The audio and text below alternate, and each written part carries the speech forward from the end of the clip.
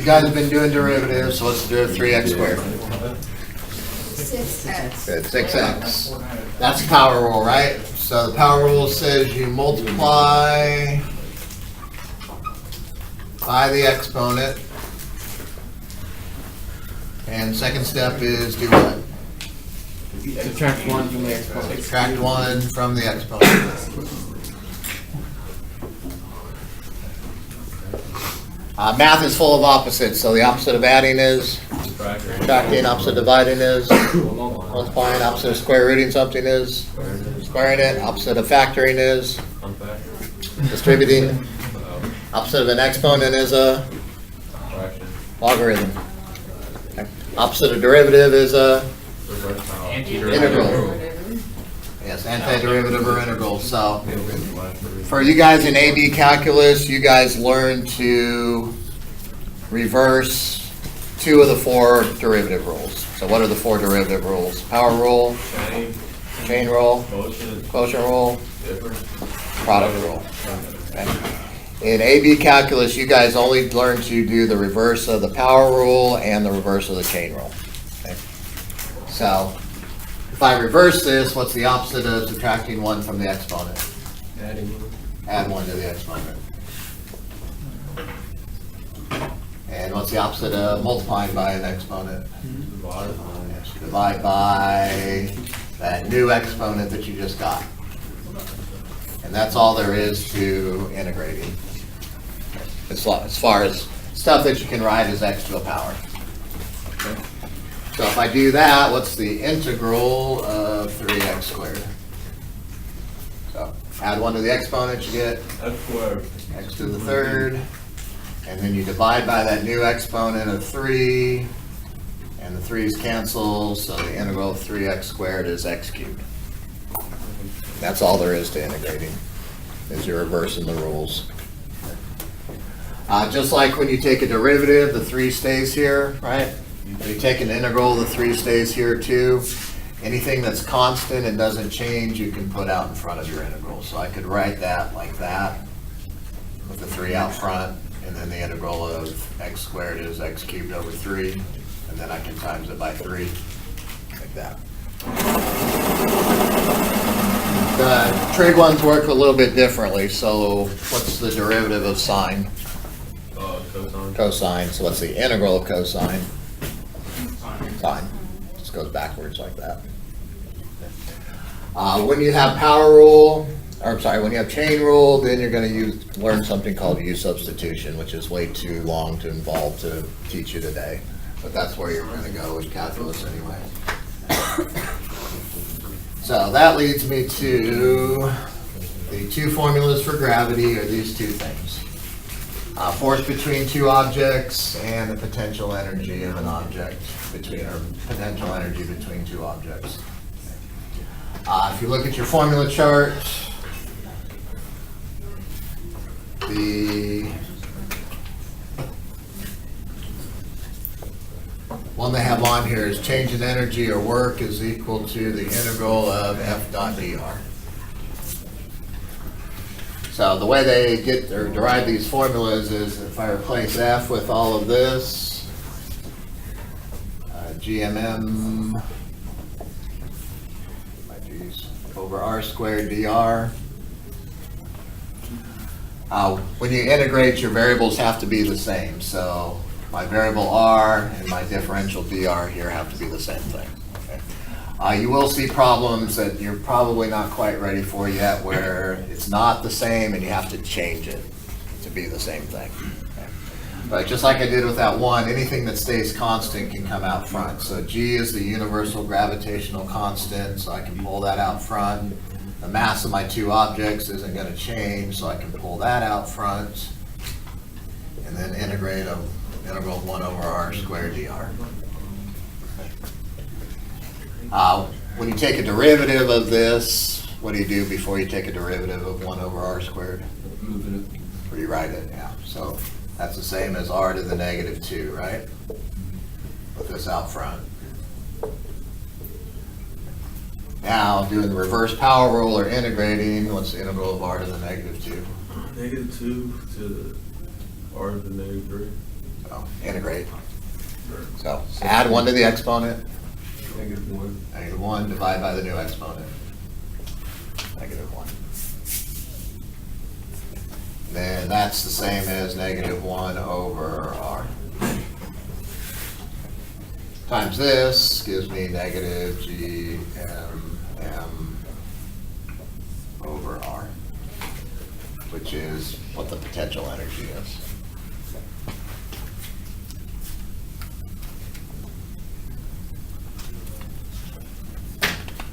So for gravitational problems, you have these two main ones to use, and then you'll also be talking about kinetic energy and sum of forces and everything else that you've learned up until this point.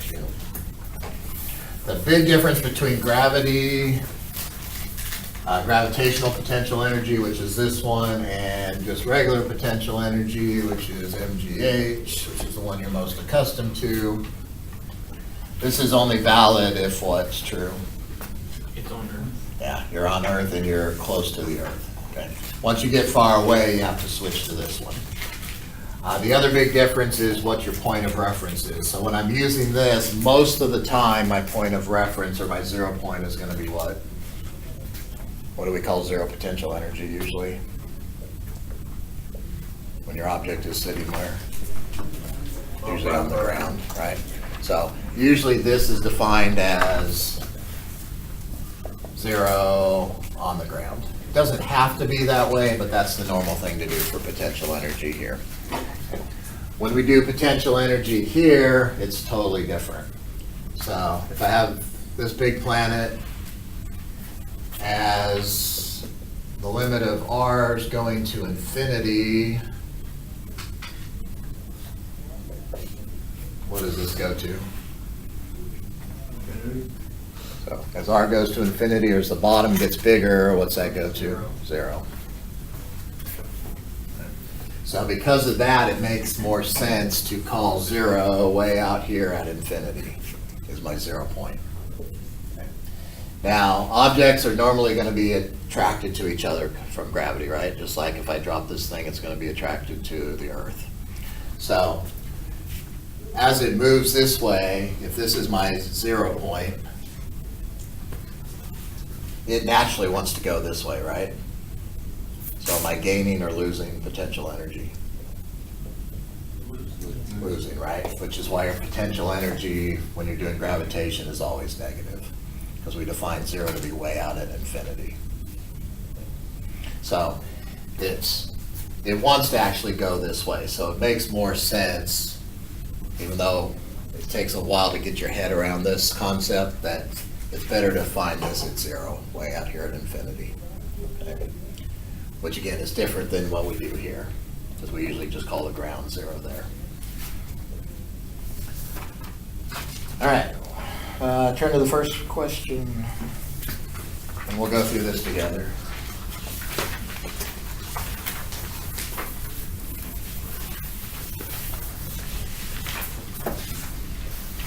Let's see, a massive satellite M is moving in a circular orbit with a linear speed v1, or v around a planet of mass big M, orbiting a particular distance r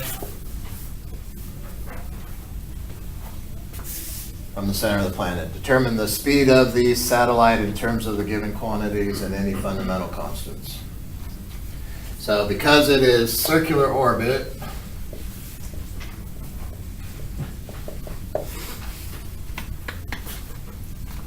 what kind of force do we have acting on it? Centripetal, right?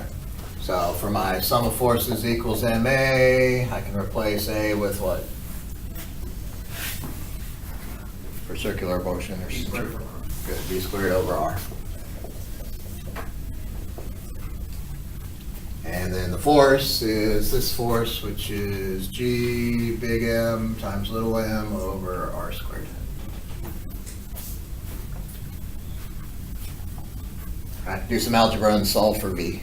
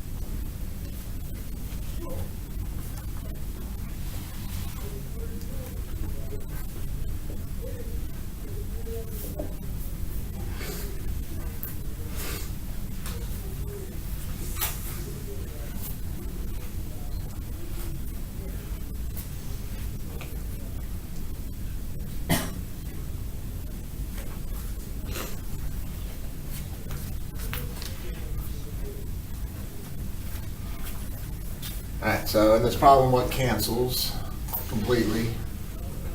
The little m's, right? Which is kind of interesting that the mass of the satellite doesn't matter. And then you can cancel one of these r's out, so v, or gm over r is equal to v squared, so v is equal to the square root of gm over r. So the velocity depends on the universal gravitational constant, and g is 6.67 times 10 to the negative 11th. The mass of the planet divided by the radius of orbit. And that's from the center of the planet to there. Not the height above the planet. So you gotta watch out for that too.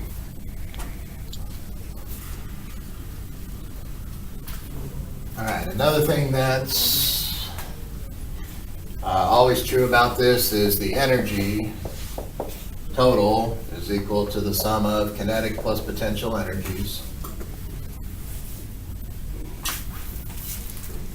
And the kinetic energy is equal to 1/2 mv squared. And then the potential energy we're going to use is the negative gmm over r squared over r.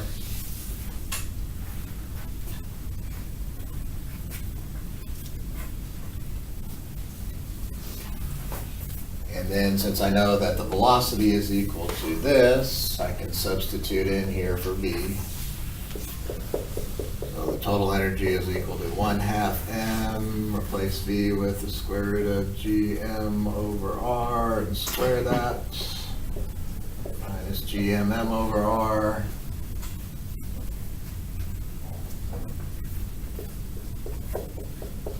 And then if I square this, I have 1/2 m gm over r minus gmm over r.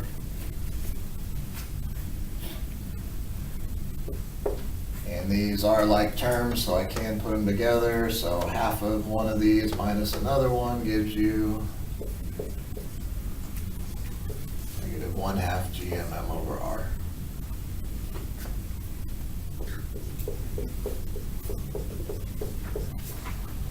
But gmm over r is also what?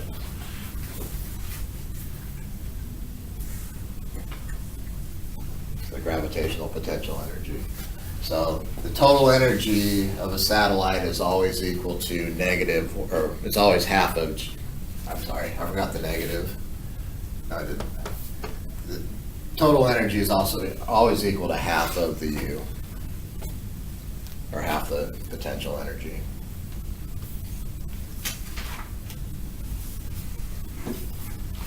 Usually they just drop the negative in this case. Leave it like that.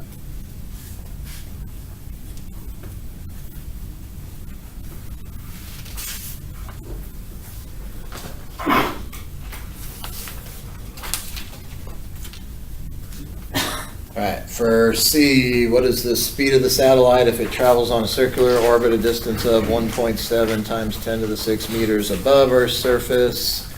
And they tell you the mass of Earth is 5.98 times 10 to the 24th kilograms, and the radius of Earth is 6.3 times 10 to the 6 meters. So to find the velocity, I'm going to use this formula right here. So using that formula, the constants they gave you, and this constant, if you have a calculator in front of you, plug that into your calculator. There is one thing you do need to watch out for though. So think about the numbers that they give you, because there is a little trick in here.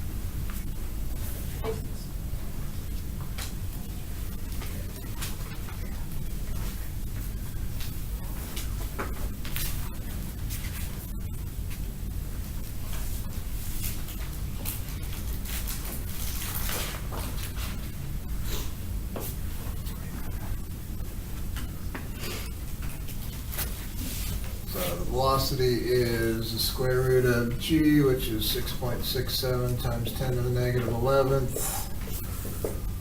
Mass of Earth, I told you, was 5.98 times 10 to the 24th. And what's the radius? 8.0 times 10 to the 6th. Good, 8.0 times 10 to the 6, because you got to do 1.7 times 10 to the 6 plus the radius of Earth, which is 6.3 times 10 to the 6. So that's one thing to watch out for, is what are you actually calling the radius? So you measure it from the center of your planet, not from the surface. Plug it in your calculator, you get 7,061 meters per second would be your velocity.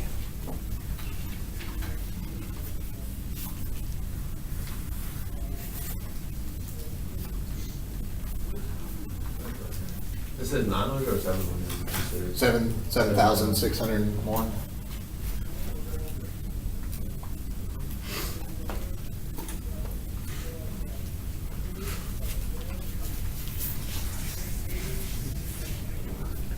All right, part D wants to know what is the period of the satellite. This is a formula that I have my students memorize. It's on the formula chart if you piece two things together. So the formula they have on the formula chart is the period is equal to 2 pi over omega. And then they also tell you that V is equal to R omega. But the formula that I have my students memorize is if you solve for omega, that's V over R. And then if you plug it in, the period is 2 pi R over V. So it's kind of on the formula chart because you can piece two things together, but this is the formula you need to use for period.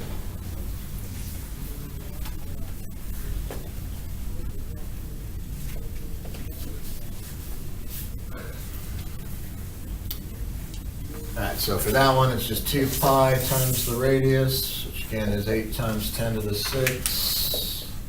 You add the two together, divided by 7,061, gives you a period of 7,109 seconds.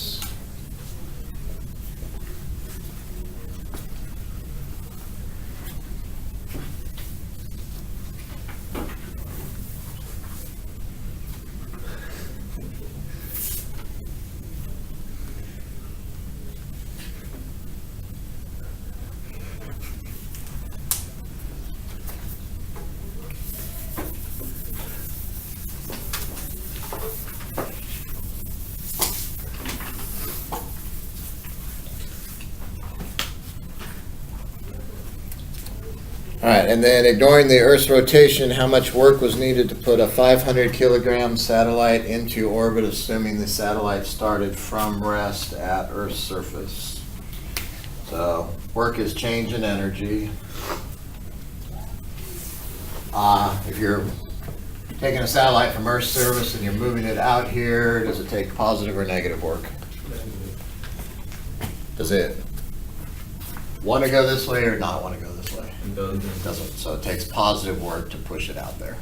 Okay. So it's going to go on that side. So K initial plus U initial plus the work has to equal K final plus U final.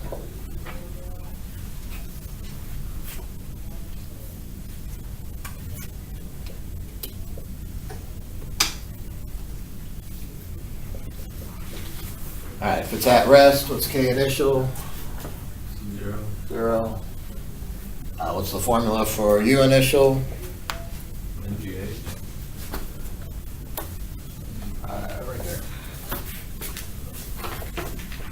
So negative GMM, capital M, over R, plus the work, which is what I'm looking for. K final is going to be 1/2 mv squared. And U final is going to be negative GMM over R final, and this is R initial.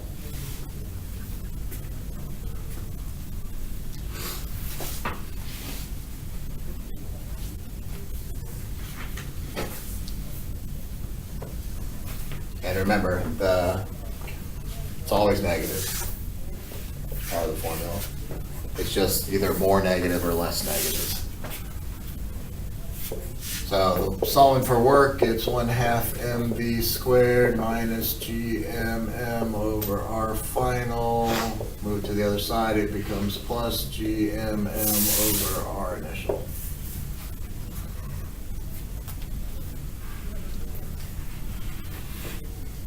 And you just gotta plug in a whole bunch of numbers. So the work is 1/2, the mass was 500 kilograms, the velocity final was 7,061 squared, minus g is 6.67 times 10 to the negative 11th, mass of Earth 5.98 times 10 to the 24th.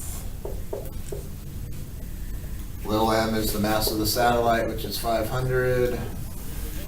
All over R final, which is gonna be the 8 times 10 to the 6. And then plus G again, 6.67 times 10 to the negative 11th.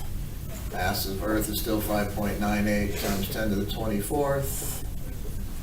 Mass of the satellite still 500. And our initial is what?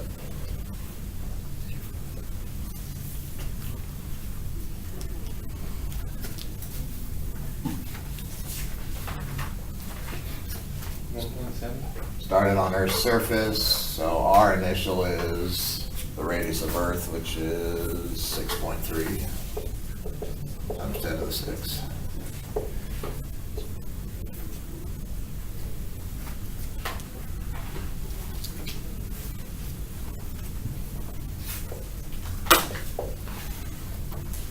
And if you're careful and plug that in your calculator, you get 1.92 times 10 to the 10th joules.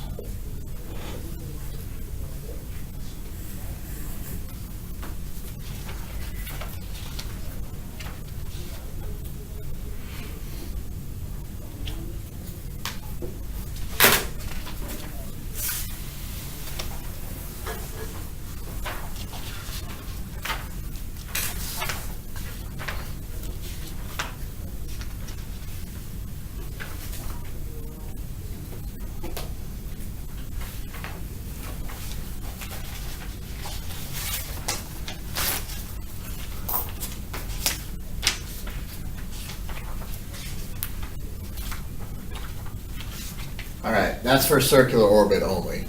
In reality, do planets move in circular orbits? No, they move in what? Elliptical orbits, right? So,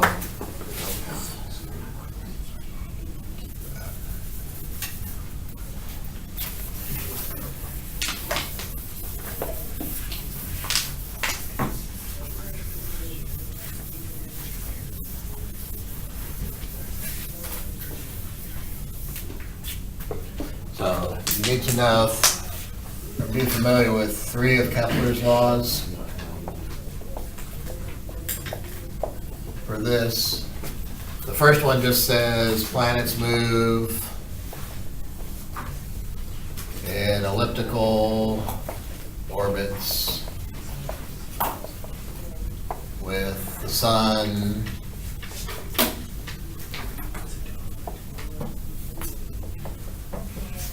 at the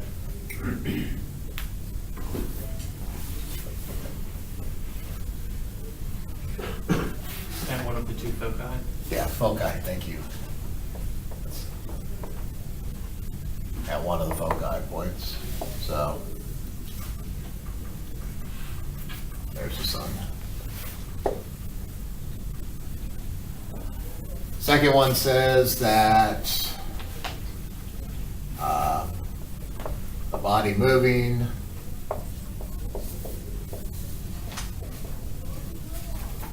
in an elliptical orbit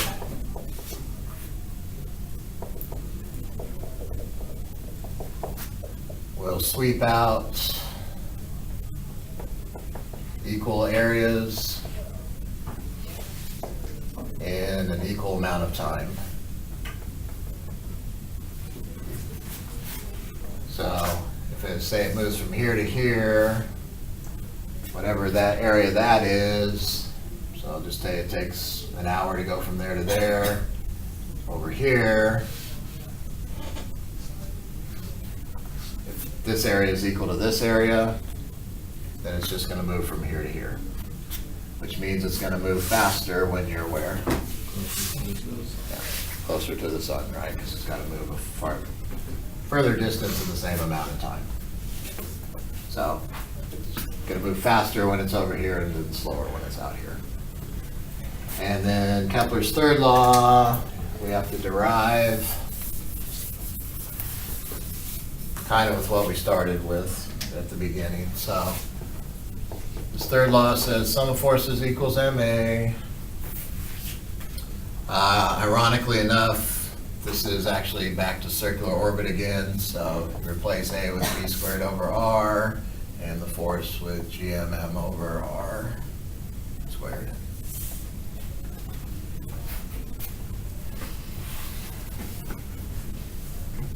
Again, one of the M's cancels, one of the R's cancel. And that gives me GM over R is equal to V squared. And now I'm going to replace V with this equation over here. So V is equal to 2 pi R over T. Which, again, makes sense because the velocity is distance over time. So if you can complete one circumference, that's 2 pi R over your period of time. So actually, probably rather than memorize that one, I would probably memorize this one. It makes more sense because that's distance over time for circular orbit. So now I'm going to replace V with 2 pi R over T. So GM over R is equal to 2 pi R over T, whole thing squared. And that means you got to square every single thing in there. So GM over R is equal to 4 pi squared R squared over T. And I should be using the same R, so change this to a big R. Squared. And then usually we're going to solve for T squared. I'm going to multiply this side by T squared to cancel it out over here. So T squared times GM over R equals 4 pi squared R squared. And then I'm going to multiply by the reciprocal of this, so multiply by R over GM, get rid of that. And T squared is equal to 4 pi squared R cubed over GM.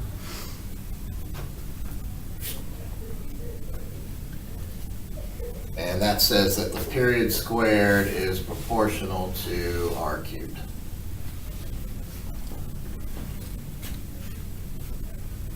Because 4 pi squared over GM is going to be constant depending on the mass of the planet. Mass. It's been a while, like 11 years I think, since they've asked a gravitational free response question. So it is long past due to show up.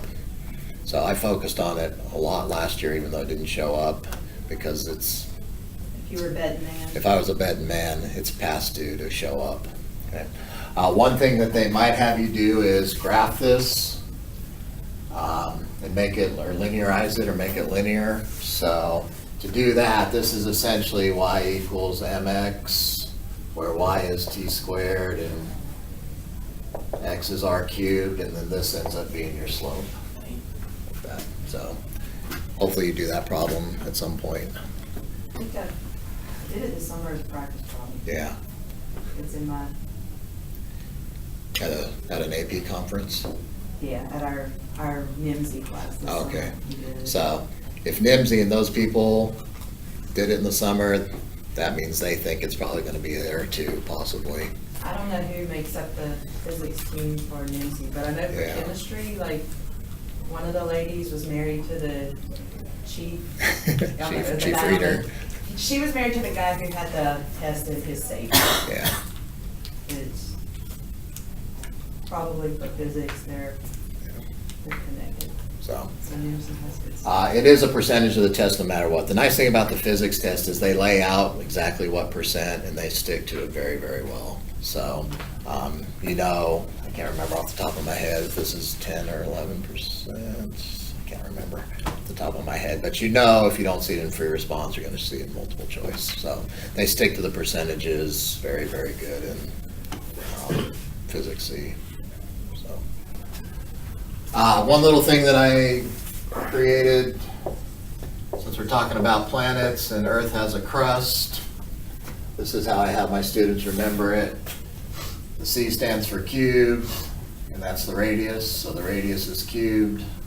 And then the period is T, and period is squared. So if that helps you remember which one's squared and which one's cubed, you can think of crust, because Earth, planets, has a crust.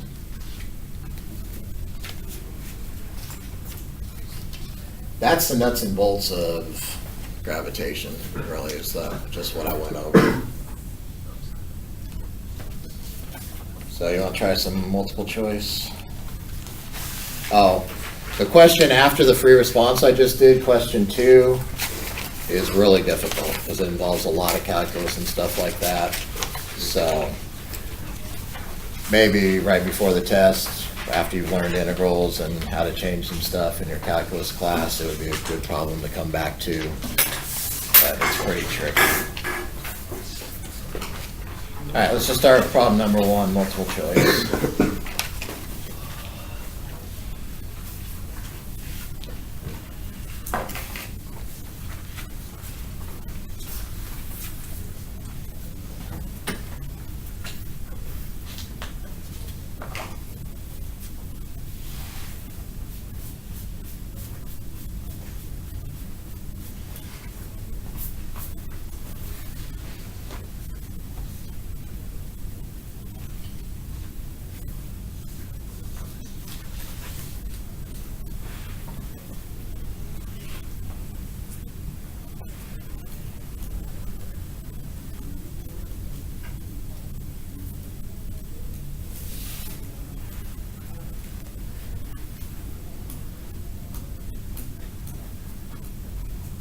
If you did that with number 1, go on to number 2.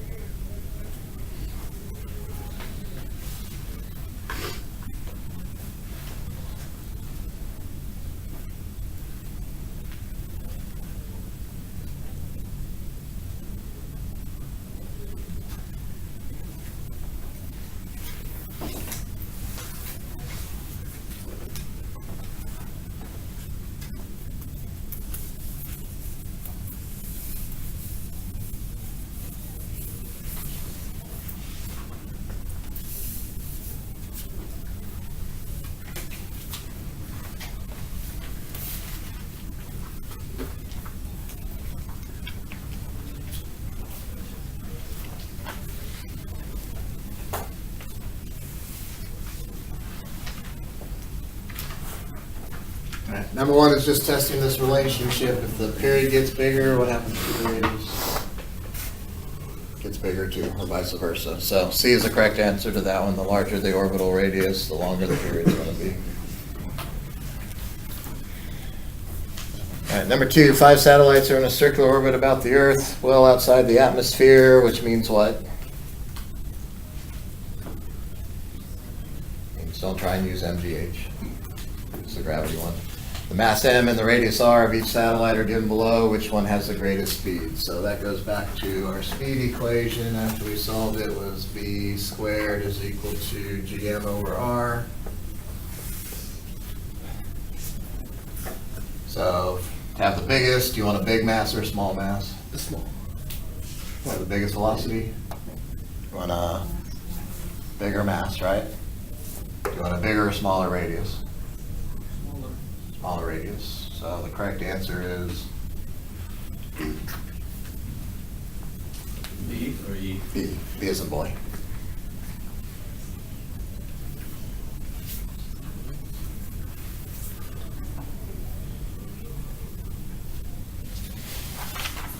All right, let's try number 4.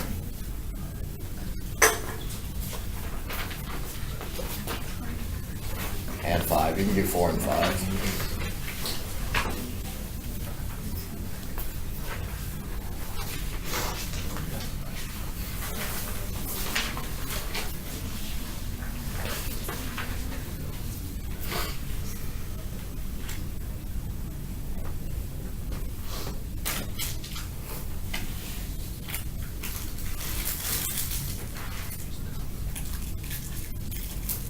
You know what? That last problem, the mass cancels, so that mass doesn't matter. It's the smaller radius that gives you a bigger one.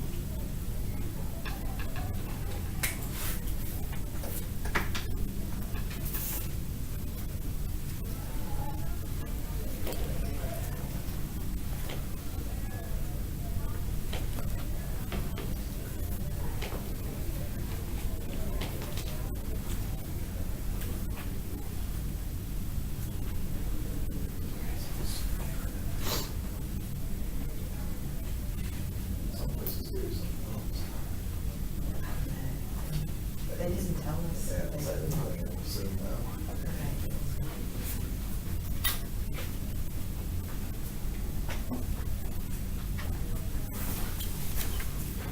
All right, number 4 is basically this formula, right? We're talking about gravitational force. So if everything on top stays the bottom, or stays the same, and only the bottom changes, if I have 1/3 of the original, what do I plug in here so that I get a 3 on the bottom? Yeah, the square root of 3, because after I do the square root of 3 squared, that'll give you the 3 on the bottom. So the correct answer to that one is C. And then for number 5, planet orbits the sun in an elliptical path and is moving from point A to point E as shown below. Which of the following is true about the planet's kinetic energy and angular momentum? So does kinetic energy change from A to E? Yes, because it's going to move faster at A or faster at E?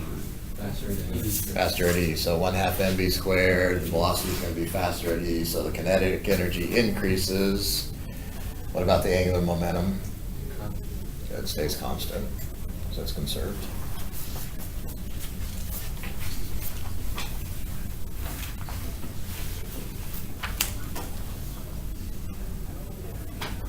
All right, go and do 6 and 7.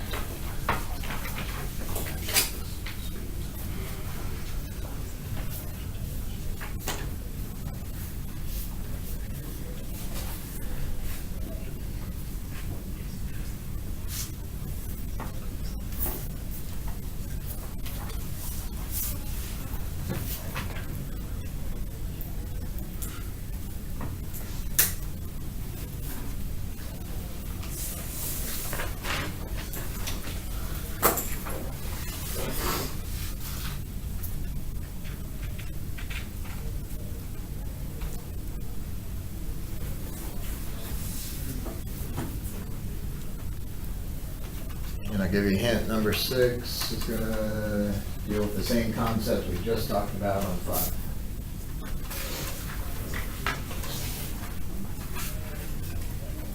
And what we talked about in an earlier section.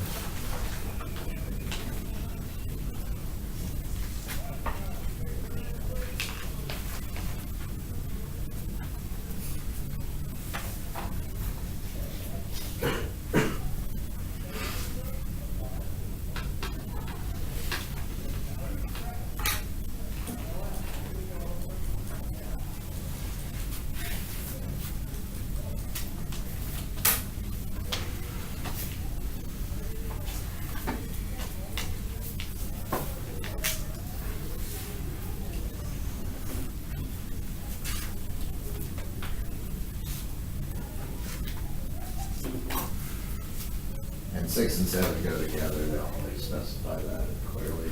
6 and 7 are the same problem, just asking 2 things.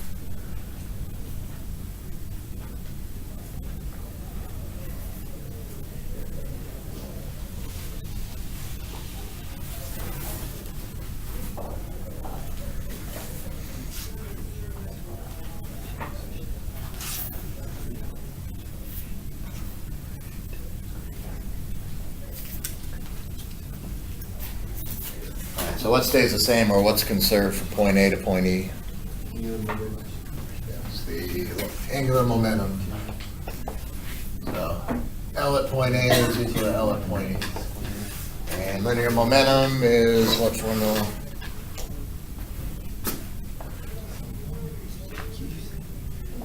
R and B sine theta, we can forget this sine theta. So R and B has to equal R and B. What doesn't change? Point A to point E, mass, so you can cross those out. And I tell you point A, this is 8R. B at point A, and this is just R. E, so for those things to be the same, R has to be what? Or the ratio of the planet's speed, so.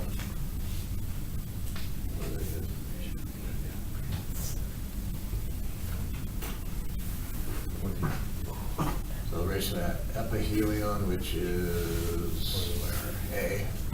So velocity at A divided by the velocity at R is equal to 1/8.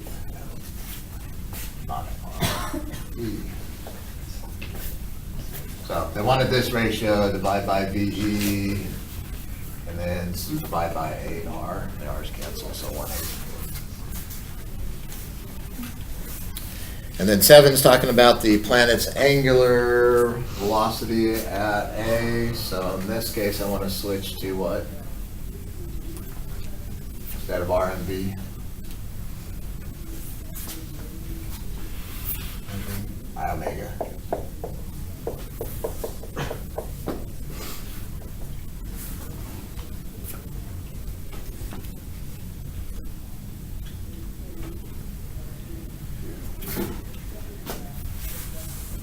And I is mr squared, because we're going to consider it to be a point.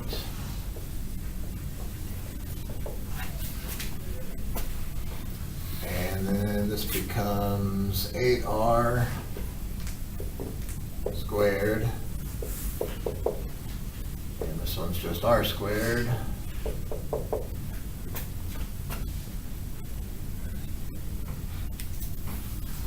Which means this is now what?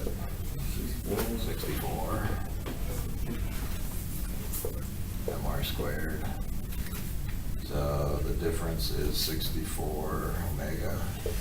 Okay.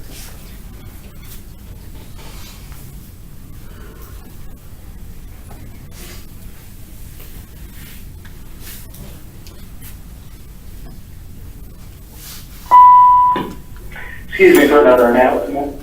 At this time, we do have 4 additional winners. These students can pick up their gift cards in the middle hallway at the Lido table. Those winners are Sydney Fulberts, Kaylee Fontenot, Colin Strickland, and Judson Sandifer.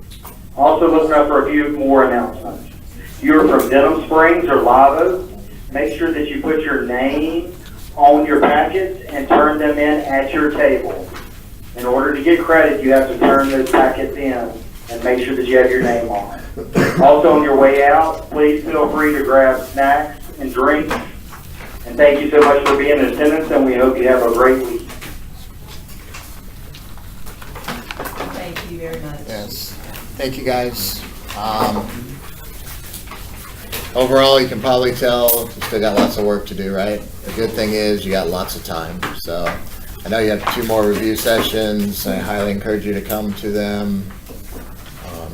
So hopefully that you've got some value out of today. I know it's a lot in one day. It's hard to think at this high level for 4 hours, but hopefully you can take some stuff with you and continue on. And that's the biggest thing to do. Is plow through it, be persistent.